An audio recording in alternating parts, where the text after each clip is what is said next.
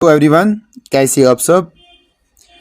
आज से हम एक और न्यू सीरीज स्टार्ट करेंगे जिसमें हम एनसीईआरटी की एक्सरसाइजेस सॉल्व करेंगे। तो पहले हमने 12th की एनसीईआरटी उठाई है, फर्स्ट यूनिट की, फर्स्ट चैप्टर की, इलेक्ट्रोस्टैटिक्स का first chapter, that is electric charge and electric field. तो क्वेश्चन बोल रहा है what is the force between two spherical charged sphere having charges 2 into 10 raised power minus 7 coulomb and 3 into 10 raised power minus 7 coulomb placed 30 centimeter apart in air। तो हमारे पास given क्या है बेटा, सबसे पहले अगर आपको फिजिक्स की कोई भी प्रॉब्लम होगी तो आपको हर एक नंबर आपको लिखना पड़ेगा साइंटिफिक नोटेशन में। इसमें बेटा साइंटिफिक नोटेशन, क्योंकि इसमें आपकी कैलकुलेशन बच जाती है। साइंटिफिक नोटेशन क्या होती है हर एक नंबर की। अगर हमारे पास सपोज हमारे पास 300 एक नंबर है, कैसे लिखेंगे इन साइंटिफिक नोटेशन में, तो हम इनको लिख सकते हैं। साइंटिफिक नोटेशन क्या होती है, वो होती है a into 10 raised power b। यही होता है बेटा, जो a होता है a should lie in between 1 and 9। तो जो इन बिटवीन 1 एंड 10 के दरमियान a का वैल्यू होना चाहिए, मगर इंक्लूडिंग 1। आप 1 भी इंक्लूड कर सकते हैं मगर 10 नहीं कर सकते। 10 से नीचे होना चाहिए और 1 के बराबर या 1 से ऊपर होना चाहिए, that is in between 1 and 10 including 1। तो वो 10 raise power b can be any real number. अब यहां से देखो बेटा, 300 को हम कैसे साइंटिफिक नोटेशन में लिख सकते। Can I write 3 into 100 easily. 3 into 100 300, तो क्या आएगा 3 into, can I write 10 raise power 2, तो 300 को हम ऐसे भी लिख सकते। देखो जो a आया, क्या ये इन बिटवीन 1 एंड 10 आया, यस। तो ये है क्या है बेटा, साइंटिफिक नोटेशन। आप देखोगे यहाँ पे भी 2 into 10 raise power minus 7 coulomb जो है ये भी साइंटिफिक नोटेशन में है। तो everything should be in scientific notation, उसी की मदद से हमें कैलकुलेशन में आसानी होती है। लेट्स सी दिस प्रॉब्लम, इसमें क्या करना है। तो हमें पता है कॉलम हमारे पास ये बोल रहा है, हमारे पास दो चार्जर स्फीयर है, दो आर सेपरेटेड बाय व्हाट बेटा 30 सेंटीमीटर अपार्ट इन आयर। क्या है, आयर में इतने अपार्ट है। इसकी charge 2 into 10 raised power minus 7 column है और इसकी 3 into 10 raised power minus 7 column है। यही है बेटा, तो ये इन दोनों की चार्ज है। मुझे बोलो कूलम्स लॉ क्या बोल रहा है। शाबाश, कूलम्स लॉ क्या बोल रहा है। Coulomb's law gives us F equals to K Q1 Q2 divided by R square. R is the separation between the charge Q1 and Q2 or the magnitude of charge. K is what we call as permittivity of a medium.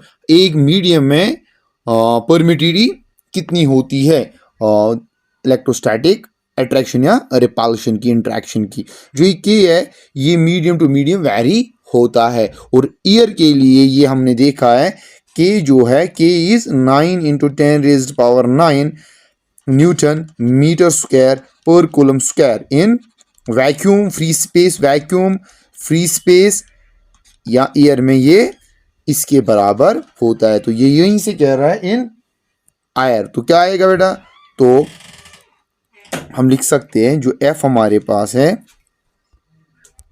तो F हमारे पास क्या होता है, F is equal to K Q1 Q2 divided by R square. तो आपके पास क्या है बेटा, अब यहां से देखो आपको Q1 भी गिवन है, Q2 भी गिवन है और R भी गिवन है।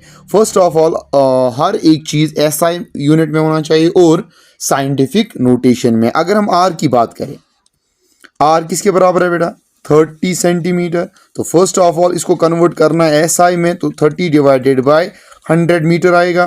तो 10 कट जाएगा। आप ये गलती मत करना, 0.3 नहीं लिखना है, आपको लिखना है 3 into 10 raised power minus 1 metre. क्योंकि ये 10 बचा, ऊपर जाके -1 बनता है। अब जाके ये किस में आया बेटा?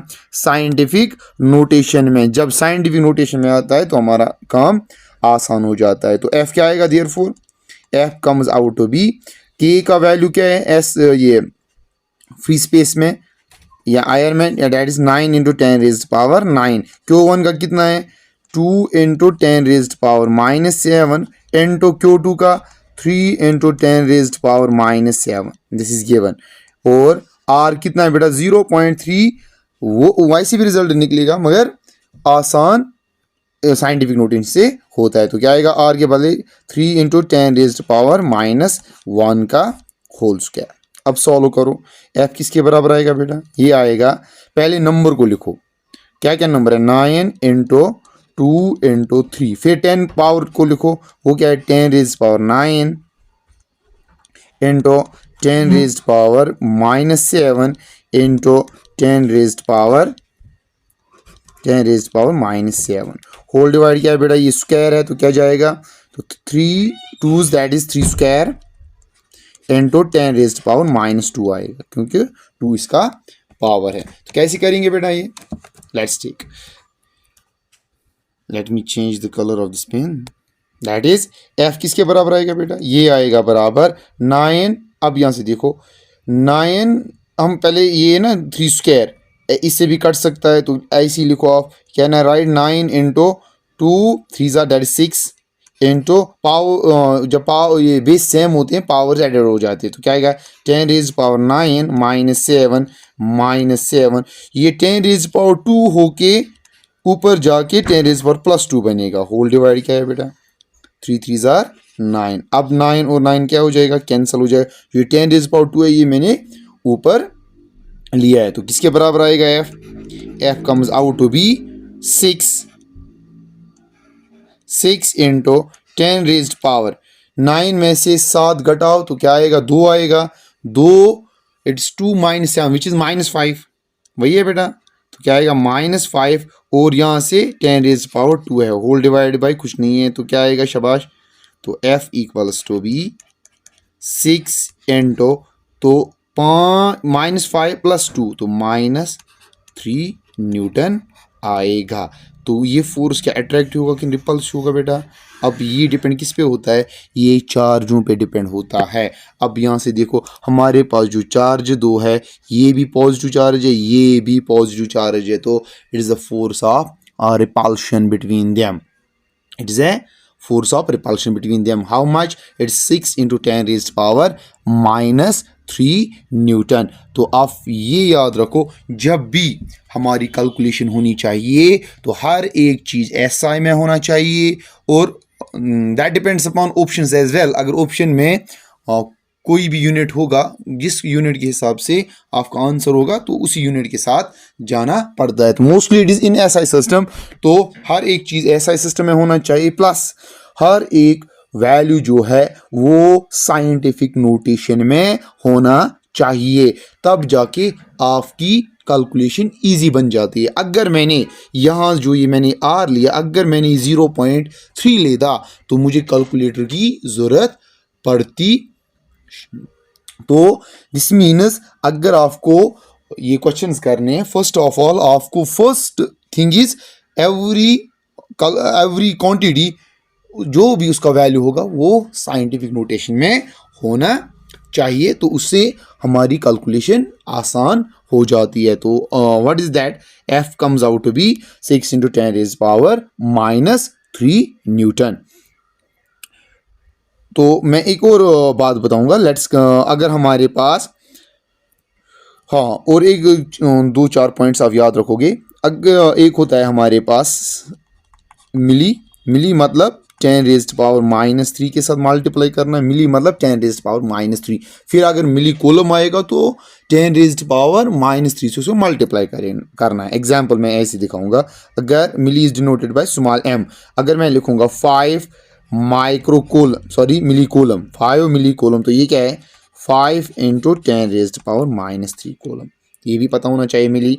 एंड सेकंड इज माइक्रो, बेटा क्या होना चाहिए? Micro is denoted bye in this symbol तो माइक्रो क्या होता है बेटा, ये होता है 10⁻⁻⁶। अगर मैं बोलूँ 8 माइक्रो कूलम, क्या बोलूँ बेटा 8 माइक्रो कूलम, तो कैसे लिखोगे 8 इंटू 10⁻⁻ व्हाट -6 कूलम, ऐसे आप लिखोगे। आप सेकंड को 1.2 का ये सेल्फ ट्राई करना कि आपको आएगा, अगर नहीं तो इंशाल्लाह नेक्स्ट लेक्चर में मैं ये भी सॉल्व करूँगा। तो फर्स्ट ऑफ ऑल आप सिर्फ साइंटिफिक नोटेशन आपको आनी चाहिए। साइंटिफिक नोटेशन कोई भी नंबर हो, सपोज अगर हमारे पास 0.003 होगा तो ये कैलकुलेशन में डालना, ये प्रॉब्लम में डालना, किसी न्यूमेरिकल में डालना आपकी कैलकुलेशन बढ़ाएगा। तो सिंपली क्या कर सकते हैं हम 1 पॉइंट 2 पॉइंट 3 पॉइंट ऐसे लिख सकता हूँ 3 डिवाइडेड बाय 1000, क्योंकि मैंने यहाँ से लिया 1 2 3 तो डिवाइडेड बाय 1000 आएगा। तो कैसे लिख सकते हैं हम ये पॉइंट, कैसे हम लिख सकते हैं, ये लिख सकते हैं हम 3 इंटू 10⁻, यहाँ से 3 आएगा तो क्या आएगा 3 इंटू 10⁻⁻3। तो ऐसे हम नंबर्स को साइंटिफिक नोटेशन में लिख सकते हैं। तो first of all you should know how to write a number in a scientific notation. हाँ चलो मैं आपको ये एक और दिखाऊंगा कैसे साइंटिफिक नोटेशन में लिखते हैं। ज़रा अगर हमारे पास बेटा ये है 5 0 0 0 0 0 दिस, तो कैसे लिख सकते हैं हम बेटा, तो क्या क्या है ये 5, तो 1 2 3 4 5 इंटू 1 0 0 0 0 0, तो ऐसे लिख सकते हैं हम बेटा। तो क्या आएगा 5 इंटू 10⁻, कितने जीरो से 1 2 3 4 5, तो 5 जीरो से, तो ऐसे हम लिख सकते हैं। तो मोर ऑन आप कुछ भी लिख सकते हो, but that should be in scientific notation, उससे हमारी कैलकुलेशन आसान हो जाती है, दैट इज दिस। तो आप बस साइंटिफिक नोटेशन को अच्छे से सीखो और थोड़ा सा कैलकुलेशन भी आपकी अच्छी होनी चाहिए।